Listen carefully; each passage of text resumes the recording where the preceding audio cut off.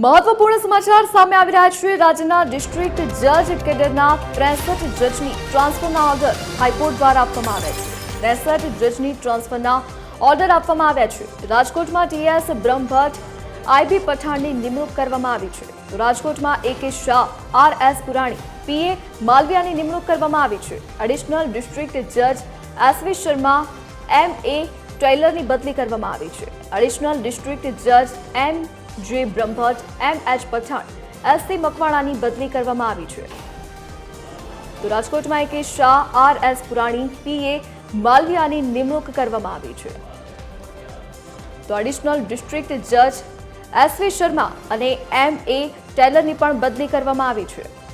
તો additional district જજ MJ Brahmbhatt, MH Pathan, SC મકવાણાની પણ બદલી કરવાનો ઓર્ડર આપવામાં આવ્યો છે। તો રાજ્યના ડિસ્ટ્રિક્ટ જજ કેડરના 63 જજની ટ્રાન્સફરના ઓર્ડર આપવામાં આવ્યા છે।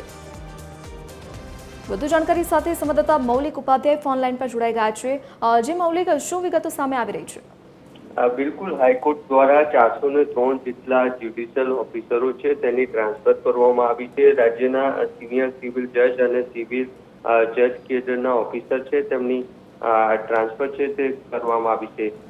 તેમાં ખાસ રાજકોટના 18 જેટલા સિનિયર સિવિલ જજ અને 16 સિવિલ જજ છે તેનો પણ સમાવેશ થાય છે જેમની ટ્રાન્સફર કરવામાં આવી છે। રાજ્યના ડિસ્ટ્રિક્ટ જજ કેડરના 63 જજની પણ આ સાથે ટ્રાન્સફરનો ઓર્ડર છે તે આપવામાં આવ્યો છે। હાઈકોર્ટ દ્વારા 63 જેટલા જજ છે તેની ટ્રાન્સફરનો ઓર્ડર કરવામાં આવ્યો છે।